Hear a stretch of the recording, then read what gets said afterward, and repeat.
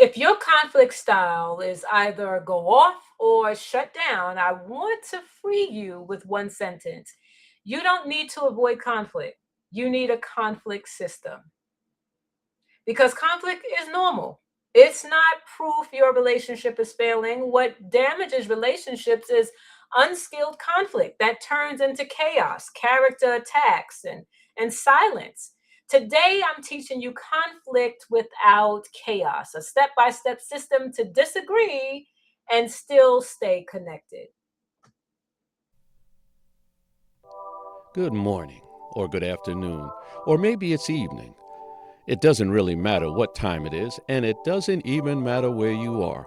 We want to welcome you to Wholeness Wednesdays. So grab a cup of coffee or tea and join our host, Beatrice Hutchison, as we explore and experience our journey to complete wholeness.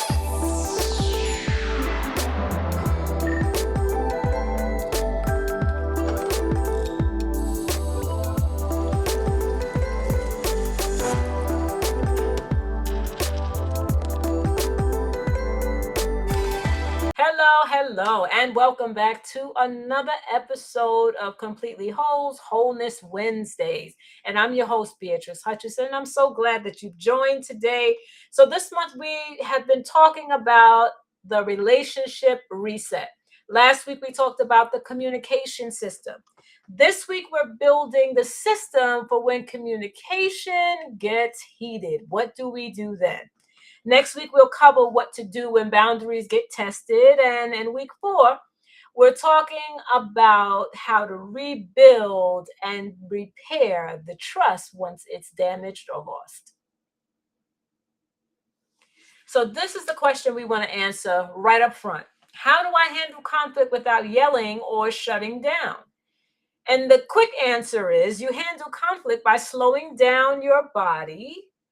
First, naming the issue, speaking in specific language, and using a clear structure that keeps you out of blame and in problem solving. You also set rules for timeouts, so you pause before you damage the connection. Conflict gets healthier when you have a plan before you're triggered.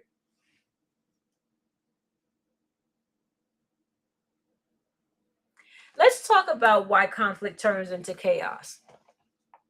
Here is what usually happens. Someone feels unheard or disrespected. Their body goes into fight, flight, or freeze or fawn, right? So the tone escalates. The goal becomes win instead of understand.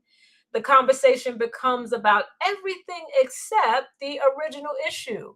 So our first goal is to not to be right. Our first goal is to keep the conversation safe enough to be honest. There's a quote that says, peace is not the absence of conflict, but the presence of justice and healthy order.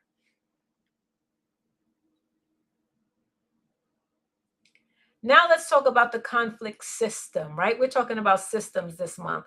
I call this system the pause, name, own, ask, and agree system.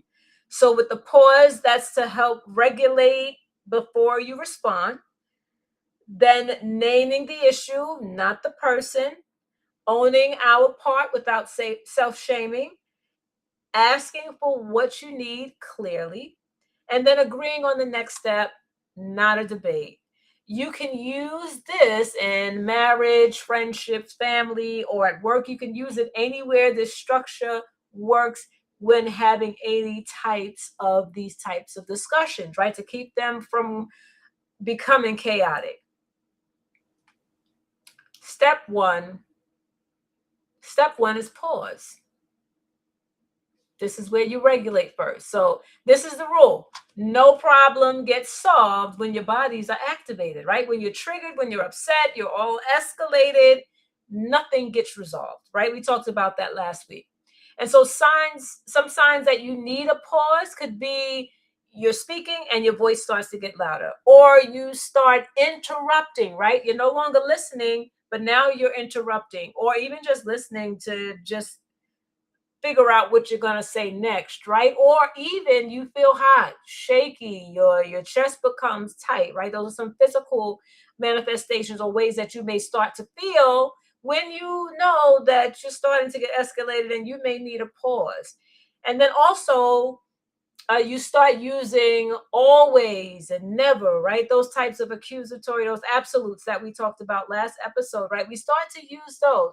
So once we find ourselves leaning in that way, or you just want to, if someone says something that you feel is hurtful, then now you're looking to say something that's hurtful back, right? So those are things that start to happen within us that if we stay in attuned to how we're feeling, right? If we stay in touch with our feelings, we start to sense some of these things. And that's when we know we need to take a pause. We need to take a break. And so a 90-second reset could be very, very helpful in this instance. And so you want to exhale, right? So you're taking a deep breath. You want to exhale for longer than your inhale. And then you want to do that 3 times, right? So deep breathing, making sure your hands are on your lap, your feet are flat on the floor. And then you want to take in an inhale, taking as much air as you can through your nose. And then you want to exhale longer than you inhaled, right? So let's do that together. Inhale, exhale.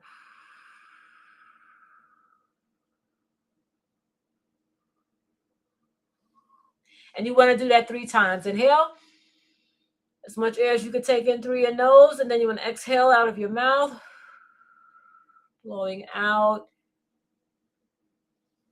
pushing out all of the air out of your lungs so that your exhale is longer. Then one more time, inhale, exhale.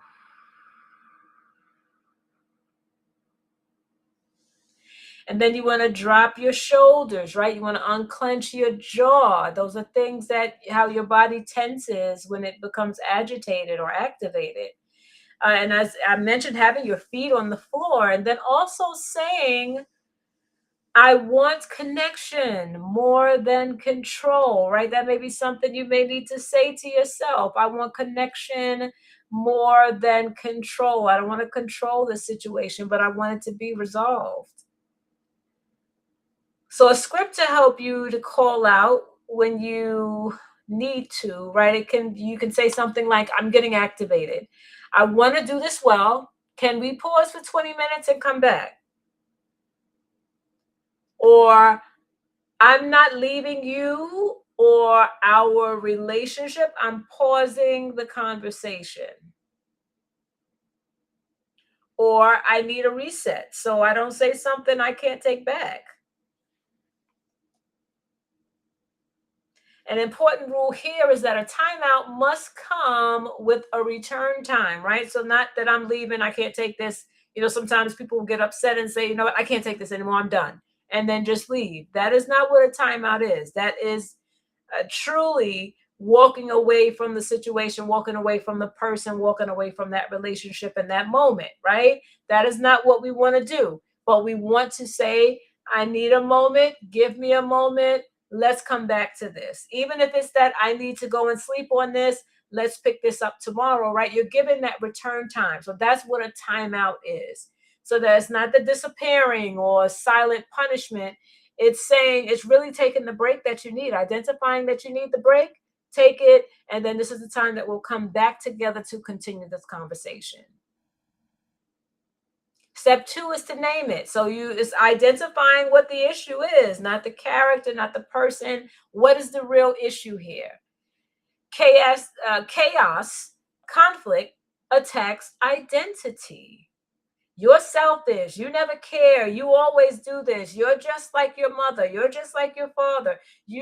So those types of things, they attack the person's identity. So that's not what we want to do.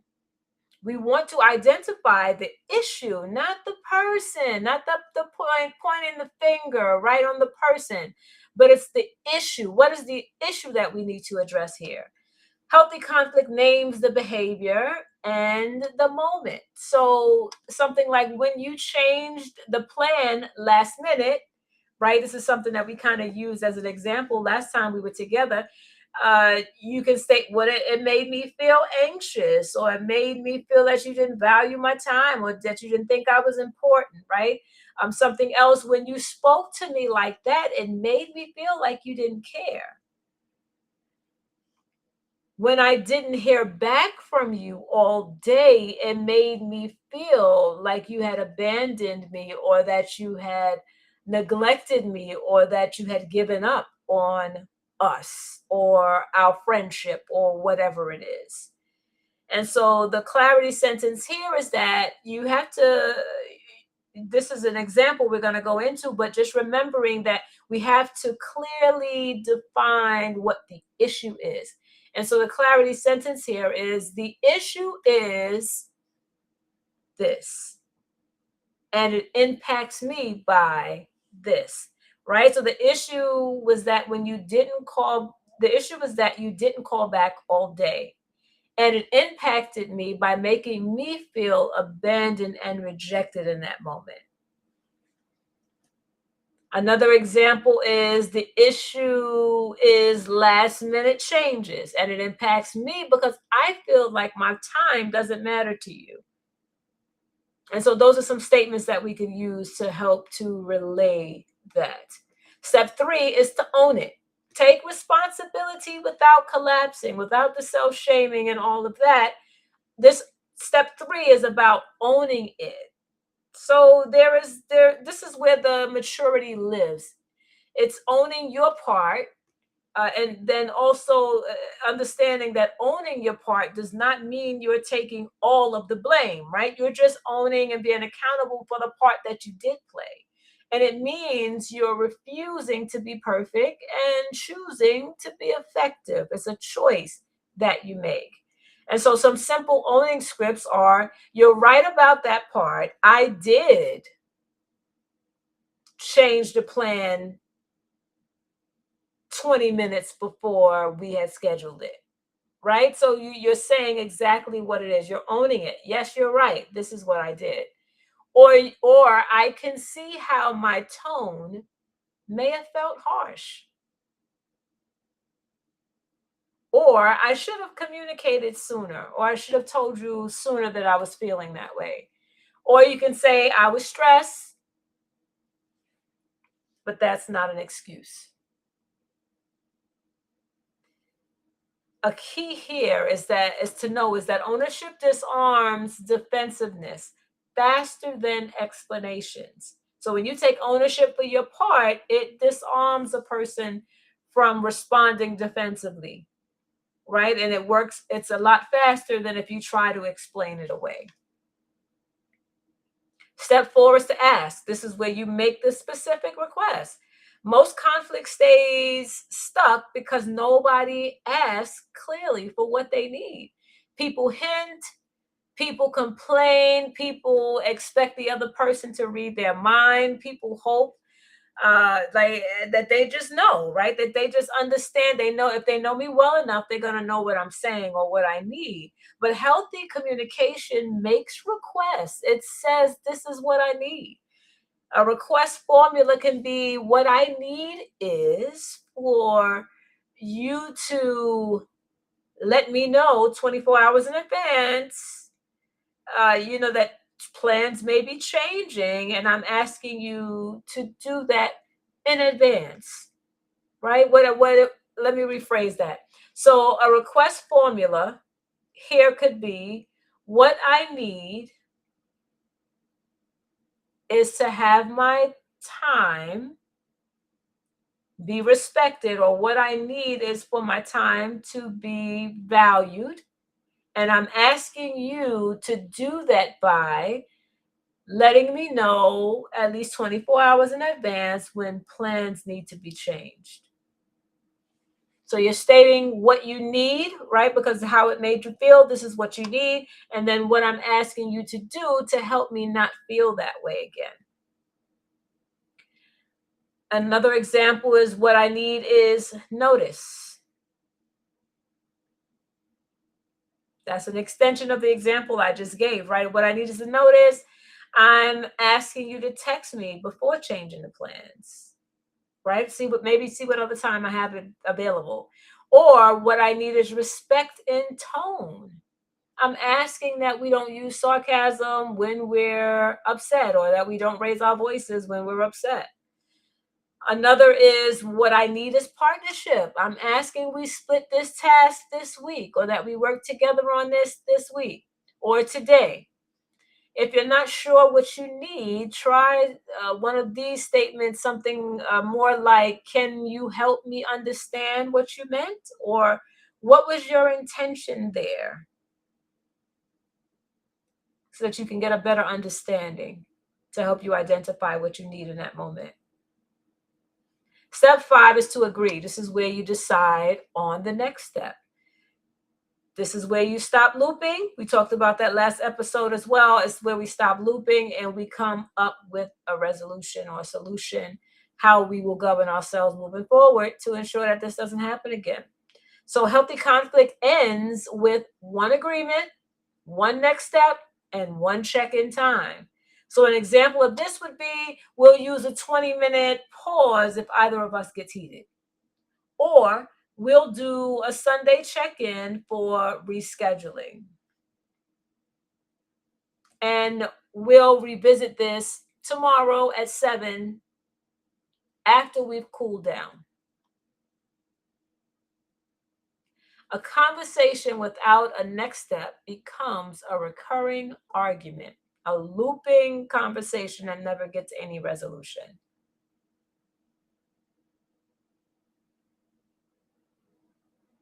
Now let's talk about the fair fight rules.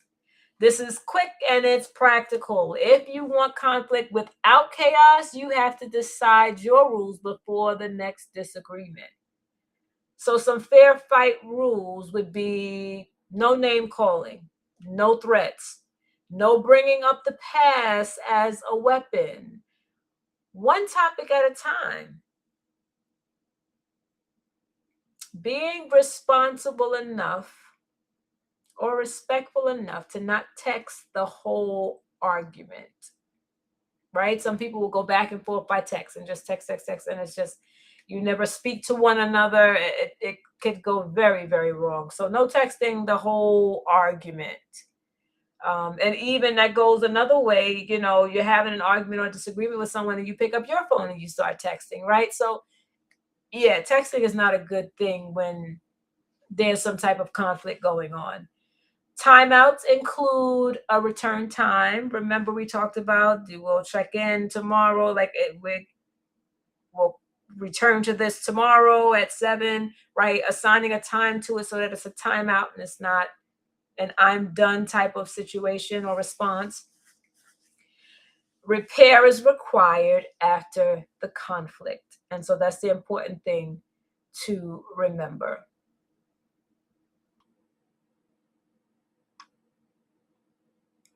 And let's do a really quick demonstration here together. And so what we want to look at is, how do we build our script together for this? So for this demonstration, you can grab a notepad or notebook. You can grab an iPad and go into your notepad and write there, or a board, however you want to do this, anything that you could write on, but I want you to jot this down with me. And so this is going to be our conflict script. We're going to do this together just to use as a template. And so the first is the pause, right? That was our first step. So I'm activated. Let's pause for 20 minutes and come back. Maybe we need more than 20 minutes, right? So let's pause for 90 minutes and come back at 7 p.m. to continue this discussion, right? So that's the pause, letting them know, okay, I need a break, and then identifying the time that we're coming back. And then name is the next one, right? So the issue is, I feel, or not I feel, the issue is that you neglected to let me know in advance about the time change, and it impacts me by making me feel that my time is not valued. And so that's the name section. And then own, my part is I should have stated this beforehand. I should have communicated this earlier.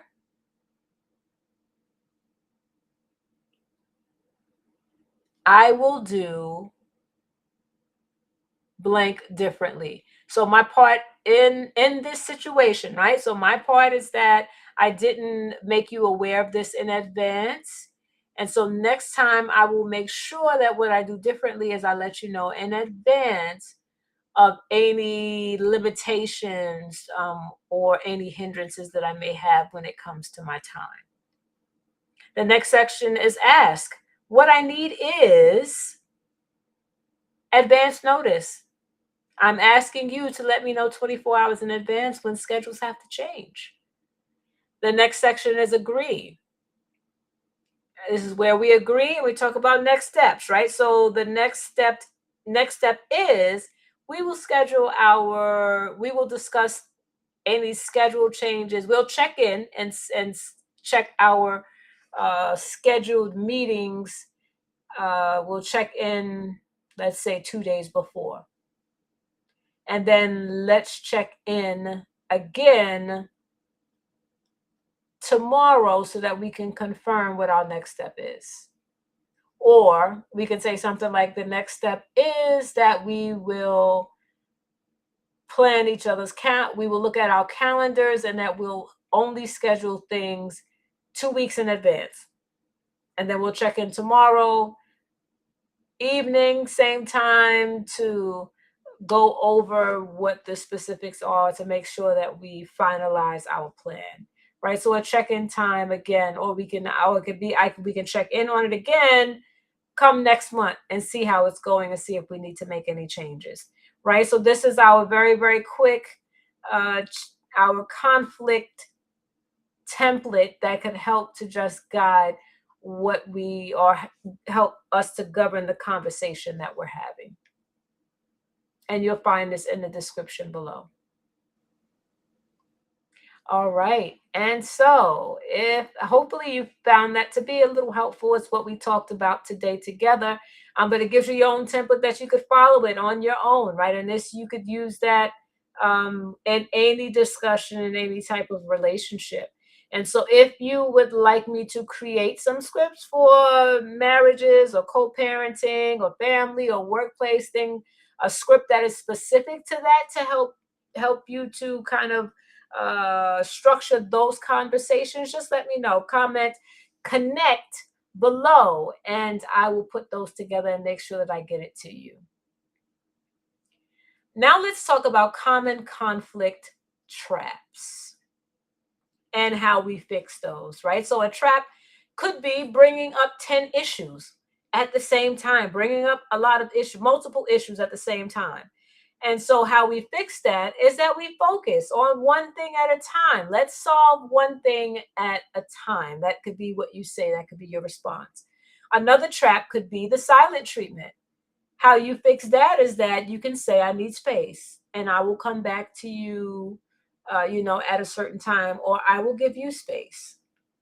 And then I'll come back and check in at a certain time.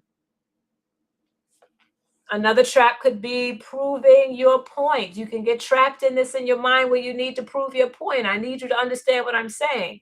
And so you can get stuck in the loop of that. And so how you fix that is that you say, I want to understand you, not win, right? Because we were talking about it's not about winning, but it's about understanding and coming to a resolution. So you can say, don't get stuck in that trap of proving your point, but you can say, I want to understand you, not win. Let's work together so that we understand one another. Another trap could be apologizing too fast to end the tension. You just want to be done with the conversation, so you just apologize. Okay, this will just make you feel better. This will make it go away. I'm sorry. And then that's it.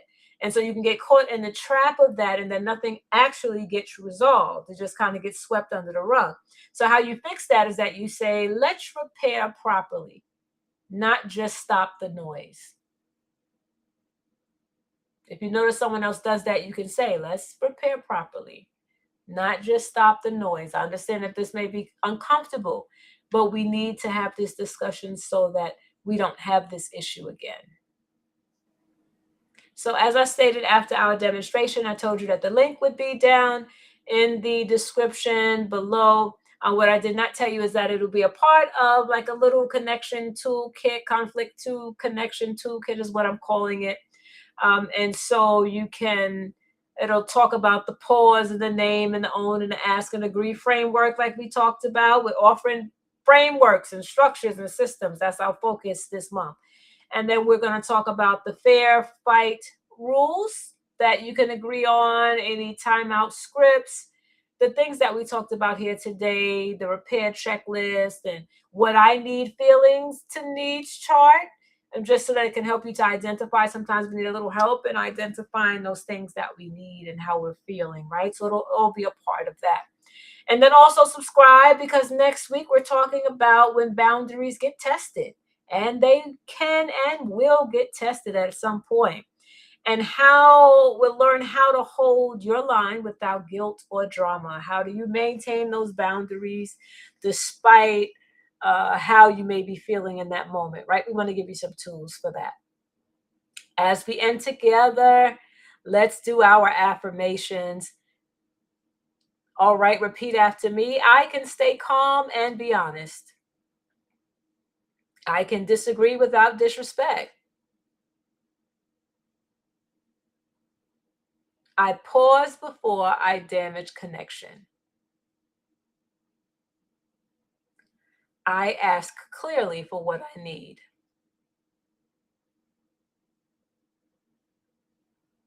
And I choose wholeness in my relationships. My prayer for each of you is that your relationships will be whole in every way possible, that you will have peace and that you'll have healthy and productive relationships. And so until we meet again next time, be made whole. We thank you for sharing this time with us here at Wholeness Wednesdays. Thank you for joining us to explore and experience this journey to complete wholeness. Please remember that we are only an email away. Your questions and input are welcome via bhutch@CompletelyWhole1.com. See you next time here at Wholeness Wednesdays.